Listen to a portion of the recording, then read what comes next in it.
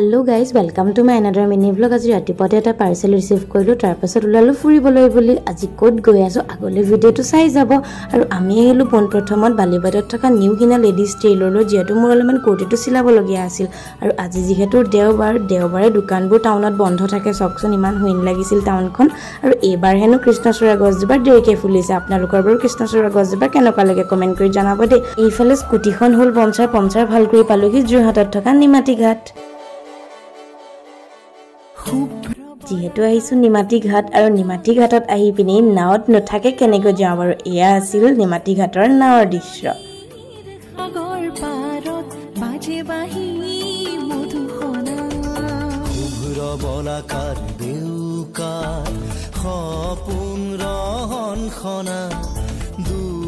নিমাতী হৈ ঘৰলৈ উভতাত অলপমান দেৰি ৰৈ চালো কল্যাণী ফিল্ডত হোৱা ফুটবল খেল। আৰু আজিৰ কাৰণে বাই বাই গাইজ।